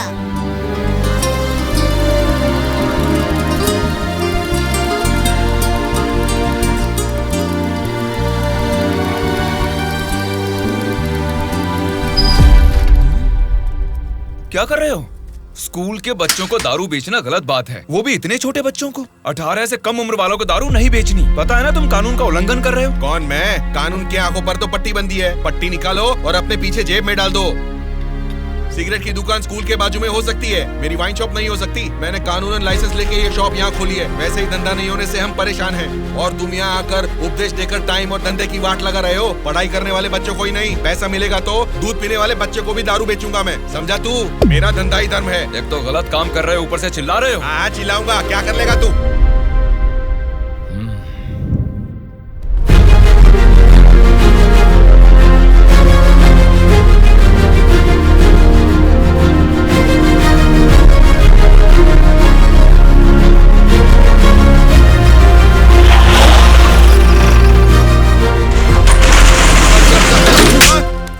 कलेक्टर साहब, आप इस पर इस तरह हाथ नहीं उठा सकते। इसको कल आपको कोर्ट में हाजिर करना चाहिए। उसकी दारू की दुकान बंद करा के आपने हमारे लिए अच्छा काम किया है साहब। सच में आप जैसे लोग नेता बनेंगे तो हमारे लिए बहुत अच्छा काम करेंगे साहब।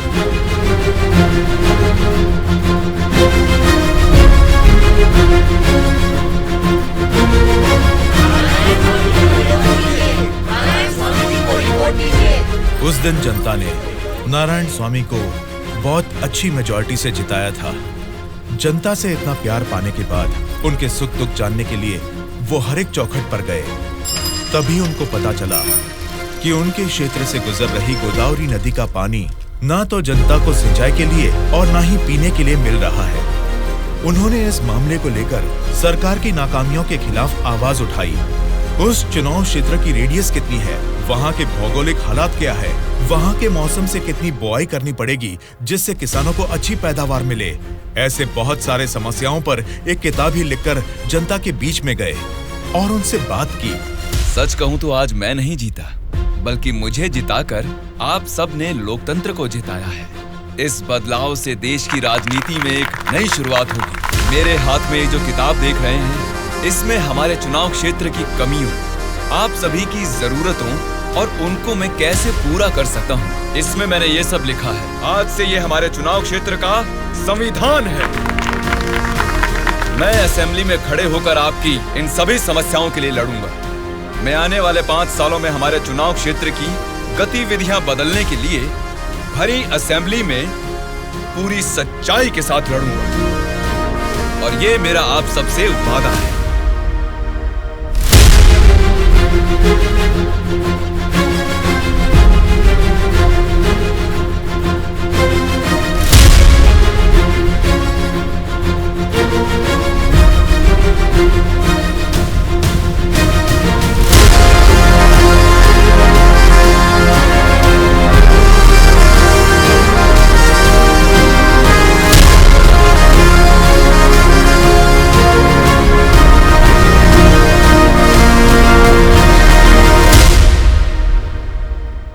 स्पीकर महोदय, ये हमारे चुनाव क्षेत्र की समस्याओं की किताब है। अगर मुझे थोड़ा सा समय मिल जाए तो मैं उन सभी समस्याओं से आपको रूबरू कराना चाहूंगा।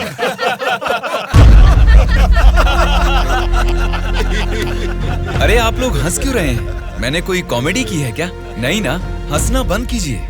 अध्यक्ष महोदय, नारायण स्वामी जी को देखकर ऐसा नहीं लगता कि असेंबली में आए हैं, किताब लेकर स्कूल में पढ़ने आए हैं ऐसा लगता है।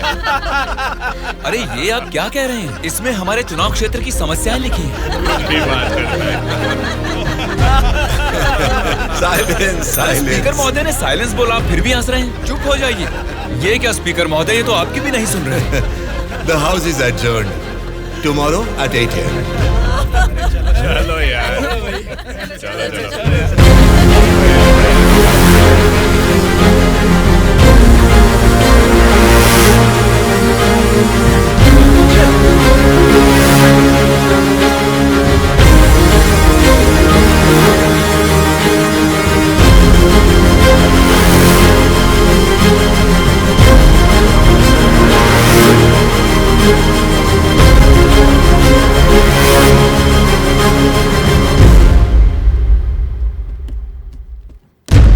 भास्कर रेड्डी जी, आज का अधिवेशन आपसे शुरू करते हैं।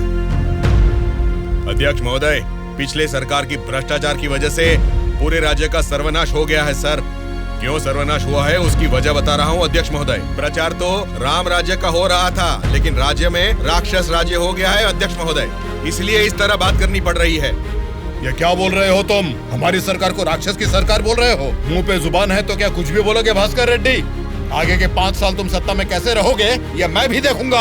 तुम क्या देखोगे? मुंह बंद करके बैठो, नहीं तो बैठ जाएंगे। क्या कर लोगे तुम? मैं क्या करूंगा? हमारी मेजोरिटी कितनी है पता है ना? 100 लोग हैं। अगर हम चाहेंगे तो तुम में से एक भी असेंबली को छोड़कर नहीं जा सकता। हाँ, कुरुक्षेत्र में कौरव भी 100 ही थे, याद है ना? लेकिन अंत में क्या हश्र हुआ उनका? हमने भी हाथ में चूड़ियां नहीं पहन रखी। बहुत बोल चुके हो तुम, अब बैठ जाओ। तुम कौन होते हो हमें बिठाने वाले? तेरे सामने ही बोल रहा हूँ, अगर हमें गुस्सा आ गया ना तो असेंबली छोड़ के कोई भी बाहर नहीं जा पाएगा, कह रहा हूँ। क्या कह रहे हो नहीं जा पाएंगे? मतलब मारोगे हमें? दम है तो आ जाना, देखते हैं। ये क्या रे? हम लोग कुछ बोलते नहीं इसलिए सर पे चढ़ गए। तब से तुम ही हमें उकसा रहे तू हमें उकसाएगा और हम भड़केंगे भी नहीं। हम क्या घूंघट ओढ़ के बैठे हैं? हिम्मत है तो हमको रोक के दिखा। जोश देखना है तो फिर आ जाओ, इधर का इधर ही फैसला कर देते हैं। आ जाओ, आ जाओ, अरे आ जाओ। मैं तो आ जा। बैठ जाइए आप लोग, बैठ जाइए, शांति रखिए। भास्कर रेड्डी जी, मैंने साइलेंस बोला ना, कंट्रोल रखिए। साइलेंस, साइलेंस, आप सब लोग बैठ जाइए। Silence, silence. 1 घंटे के लिए सभा को स्थगित करता हूँ। भद्राचलम चुनाव क्षेत्र के एमएलए नारायण जी को मैं बात करने के लिए अनुमति देता हूँ। महोदय, आज इस सभा में मैं इन सभी के सामने एक बात बोलना चाहता हूँ। प्रोसीड। महोदय, यहाँ बैठे सभी लोग जनता के प्रतिनिधि हैं। जनता ने वोट दी इसीलिए ये जीते। वोट देने वाली उस जनता के बारे में कोई बात ना करके इस सभा में एक दूसरे को कोसना, झगड़ा करना अच्छी बात नहीं है साहब। देखा जाए तो ये बेशर्मी है। अध्यक्ष महोदय, नारायण स्वामी जी अपनी मर्यादा का उल्लंघन कर रहे हैं। जनता ने आंख बंद करके वोट डालकर हमें नहीं चुना है। अध्यक्ष महोदय, इनकी मजाल तो देखिए, हमें बेशरम बोलता है। इस बात के ऊपर तो नारायण स्वामी जी को तुरंत हमसे यहाँ क्षमा मांगनी चाहिए, अभी के अभी।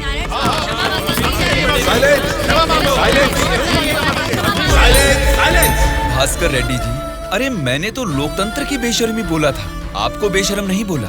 देखिए, इन क्षमाओं और झगड़े से सभा के समय को बर्बाद करने की बजाय हमें मिलकर जनता की जरूरतों और समस्याओं के बारे में बात करनी चाहिए। मतलब हम यहाँ झगड़ा करने आए हैं क्या? हमारे मुख्यमंत्री और हमें जनता का पालन कैसे करना है तुम बताओगे?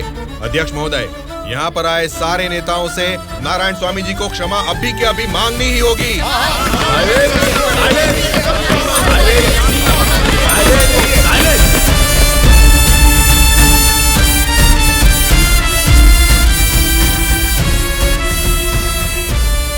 उनके बर्ताव से तुम क्यों दुखी हो रहे हो? सब ठीक हो जाएगा साहब, एक बार फिर आपको बोलने का मौका जरूर मिलेगा साहब। गूंगे को माइक पकड़ा देंगे तो कुछ फायदा थोड़ा ही होगा। जितने भी मौका देंगे होने वाला कुछ नहीं है। सोच समझ के तो बात ही नहीं कर पाता है ये बोलू, क्या बात कर रहा है तू? पागल हो गया है क्या? मुंह बंद करके यहाँ से निकल जा, जा। उसकी बातों का बुरा मत मानिएगा साहब। उसने कुछ भी गलत नहीं कहा सुबैया। तुम उसकी बातों में गुस्सा देख रहे हो और मैं उन बातों के पीछे छिपी वजह।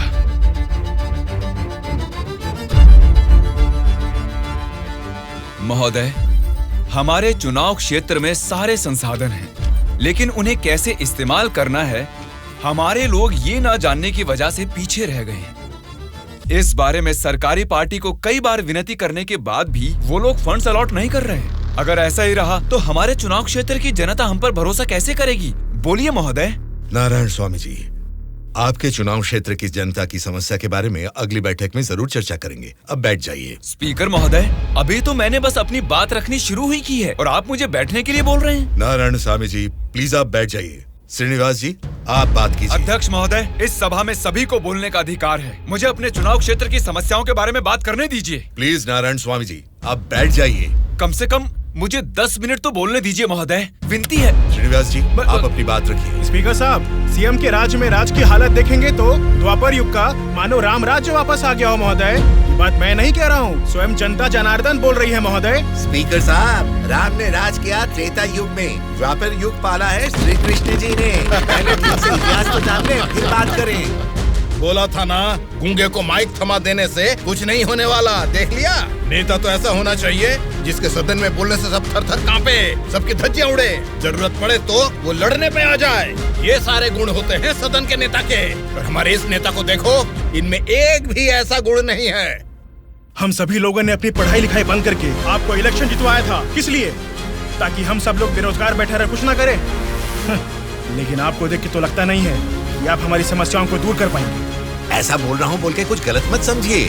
असेंबली में गला फाड़ के चिल्ला के बात करने वाले को ही नेता बोलते हैं। एक जुझारू नेता ही हमारी समस्या को सुलझा सकते हैं। एक सलाह देता हूँ, एमएलए पद से ना आज ही इस्तीफा दे दो। भद्राचल के चुनाव क्षेत्र के एमएलए नारायण स्वामी जी को बात करने के लिए अनुमति देता हूँ। अध्यक्ष महोदय, हमारे चुनाव क्षेत्र के चारों ओर पानी ही पानी है, लेकिन एक घूंट भी पीने लायक नहीं है महोदय। वहाँ के लोगों की स्थिति बहुत खराब है महोदय, जरा उनके बारे में कुछ सोचिए।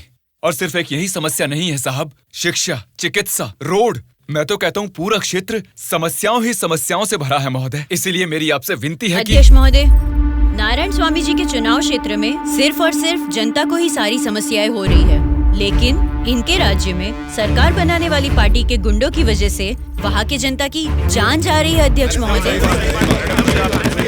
सत्ता इनके हाथ में है और पैसे बनाना ही इनकी पार्टी का मकसद है। दरअसल सत्ता में रहकर इन्हें अपनी दारू की दुकानें चलानी है और सारा इल्जाम हम पे थोपना है। अध्यक्ष महोदय, हम सिर्फ दारू की दुकान ही चला रहे हैं साहब। ये विपक्ष के लोग जब सत्ता में थे तब सीधा ब्रोथेल हाउस ही चला रहे थे। हाँ साहब, ये सही कह रहा हूँ मैं। जरा उनको देखिए, बोलते कुछ है करते कुछ और है। देखिए सर, ये कैसी बातें कर रहा है, कितना गिरा हुआ आदमी है ये अध्यक्ष महोदय। Silence, silence. मैंने क्या गलत कह दिया अध्यक्ष महोदय? ये रमा देवी कौन है, क्या चरित्र है इनका? एक जमाने में रेड लाइट एरिया में उन्होंने क्या गुल खिलाए हैं सब जानते हैं।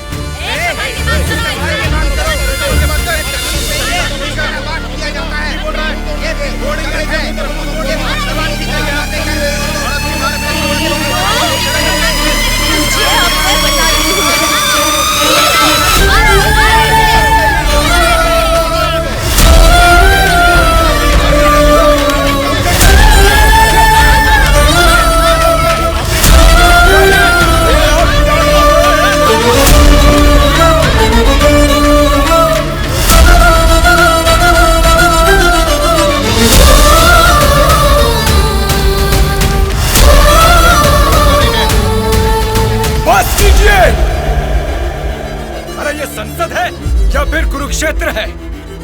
शर्म आनी चाहिए तुम सबको।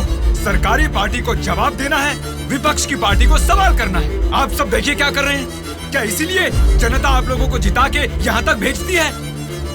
जनता को बदलना है, जनता बदलनी चाहिए, तब से यही सब चिल्ला रहे हैं। 5 करोड़ की जनता में से सिर्फ 299 लोग ही यहाँ आए हैं। मतलब बदलना जनता को नहीं है, बल्कि हमें बदलना चाहिए। हमारे ऊपर भरोसा करके हमको वोट देके जिताने वाली जनता के लिए हमें कोई लड़ाई या जंग करने की जरूरत नहीं है, बल्कि उनकी समस्याओं की चर्चा करके उनकी जरूरतों को पूरा कर दें, यही बहुत है। लेकिन तुम लोग देखो क्या कर रहे हो, सिर्फ और सिर्फ अपने फायदों के बारे में सोच रहे हो और भोली भाली जनता को धोखा दे रहे हो। ये सब कुछ मैं इसलिए नहीं बोल रहा कि मैंने मार खाई और मेरा कुर्ता फट गया। ये एक बहुत ही पवित्र और महापुरुषों की जगह है, ये संसद भवन है।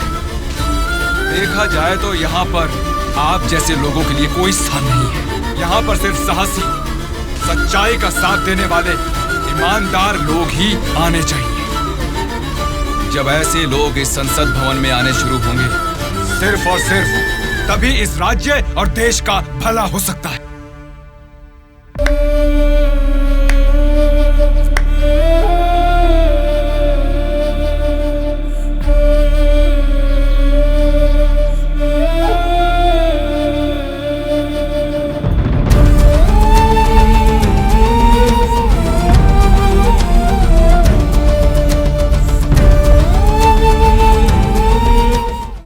अब तो बता दीजिए अंकल, उदास क्यों हो आप?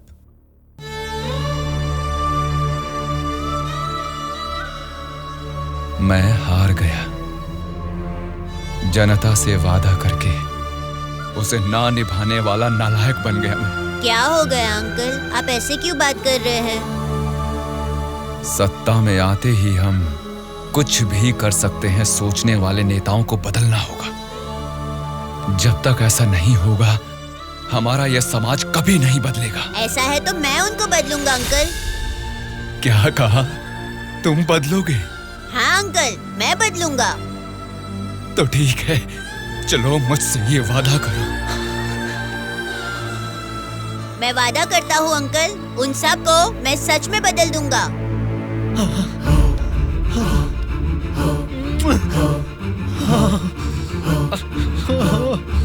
बदलना है, तुमको ही बदलना है, तुम ही बदलोगे।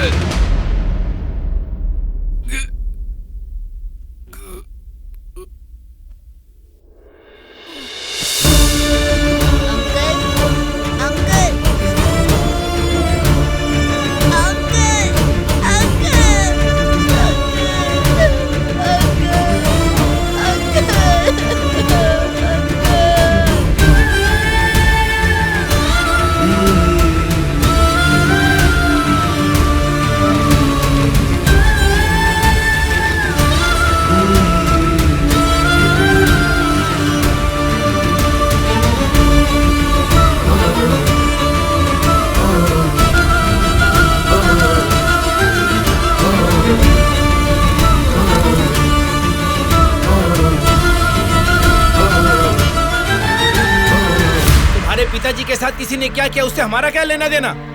हम लोग जनता की सेवा करने वाले हैं, हमें यहाँ बुलाकर तकलीफ देना ठीक बात नहीं है। जनता की सेवा? क्या जनता की सेवा करते हैं आप लोग? एक एक करके बताइए। हर महीने बुजुर्गों को राशन मिल रहा है, और यही नहीं, अपाहिजों को हर महीने पेंशन दिया जा रहा है, बेरोजगारों को बेरोजगारी भत्ता दिया जा रहा है। इतने अच्छे काम कर रहे हैं, ये सब सेवा नहीं है क्या?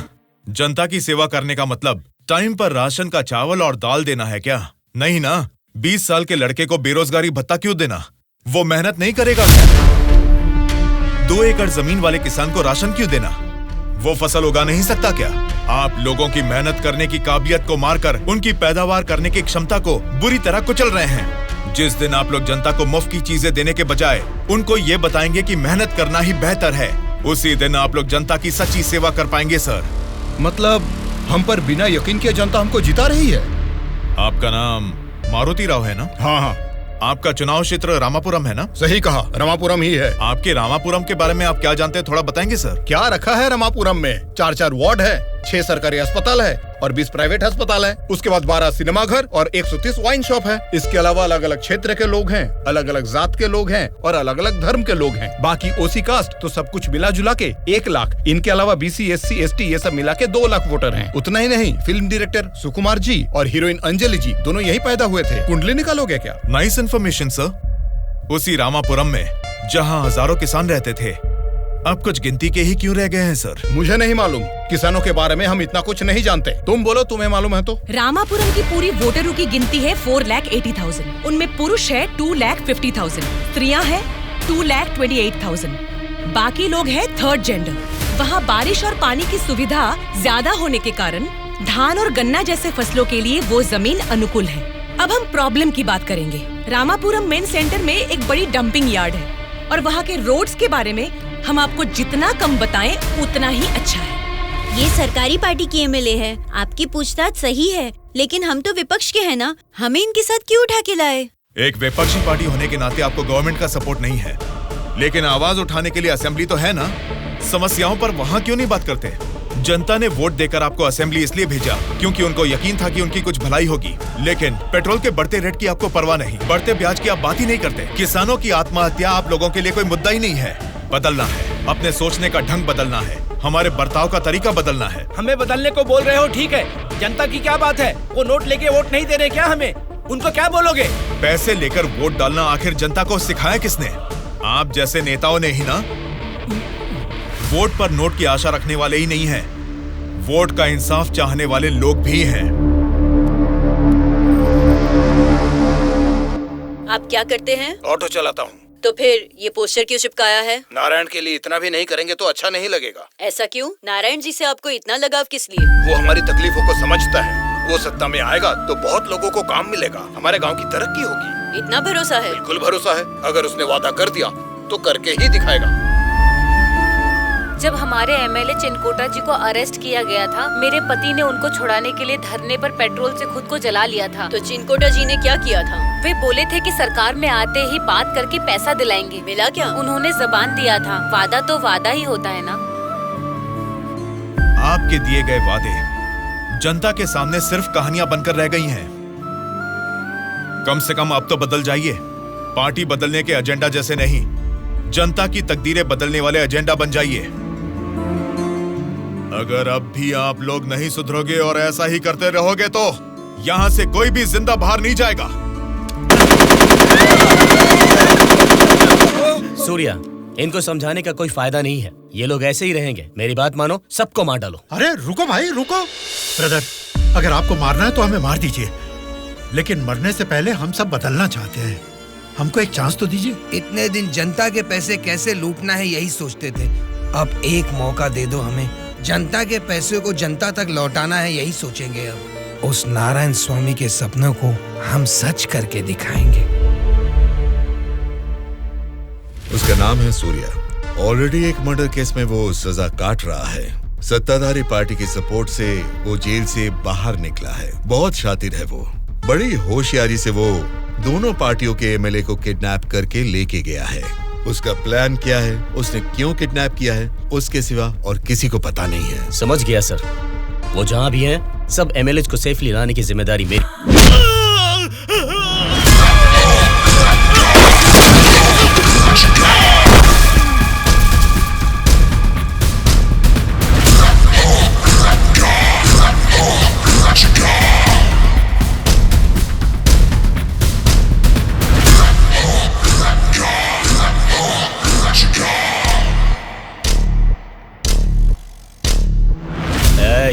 इनको मार के एमएलए को लेकर जल्दी आओ रे।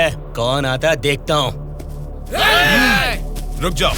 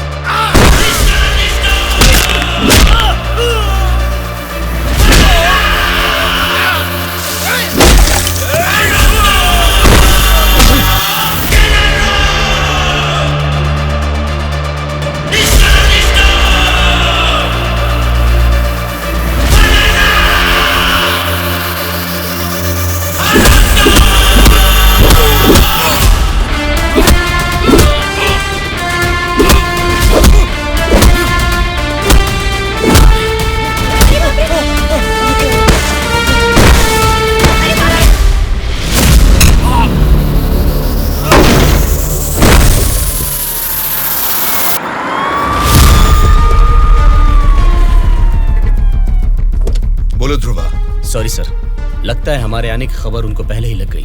What? हाँ सर, जब तक हम पहुंचे वो सब एमएलए को लेकर यहाँ से चला गया। तो अब क्या होगा? आज शक्ति परीक्षण है। आज अगर एमएलए को नहीं ला पाएंगे तो स्टेट में एक बड़ा इशू बन जाएगा। तुम किसी भी कीमत पर उन एमएलए को यहाँ ले आओ। Okay sir, I will try my level best.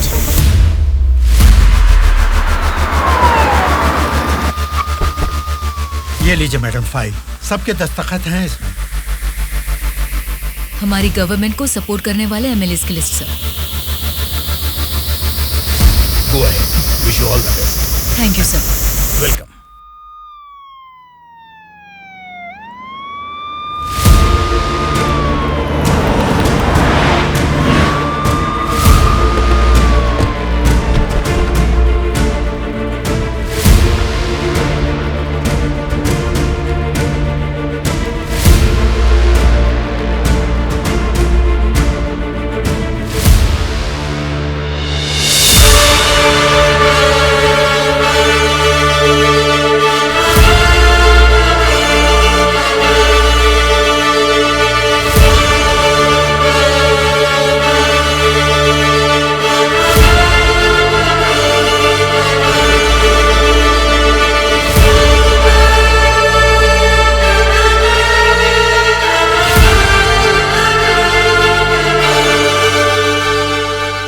राज्य में पहली बार महिला चीफ मिनिस्टर बनने के लिए कांग्रेचुलेशंस श्यामला भारती जी।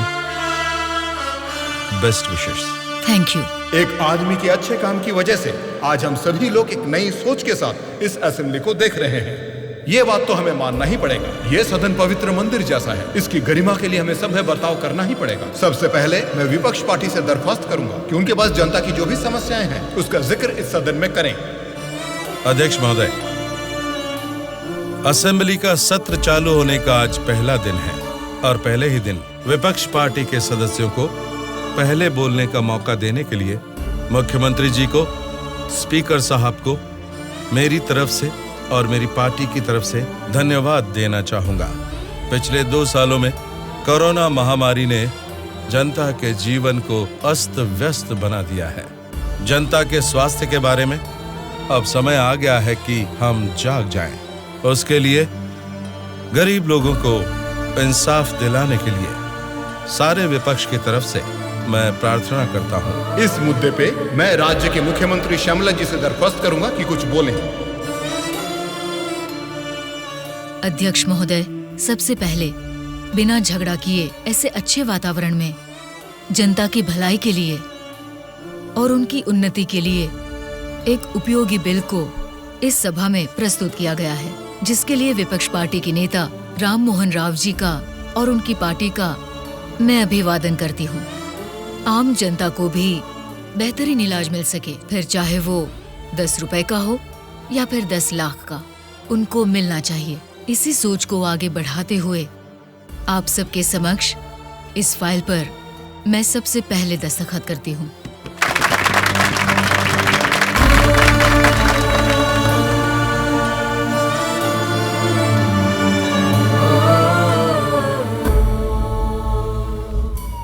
तुमने जो सोचा उसे पा लिया सूर्या। नेक्स्ट टारगेट क्या है? हमारे देश की तरक्की जो कोई भी रोक रहा है वो लोग ही मेरा नेक्स्ट टारगेट।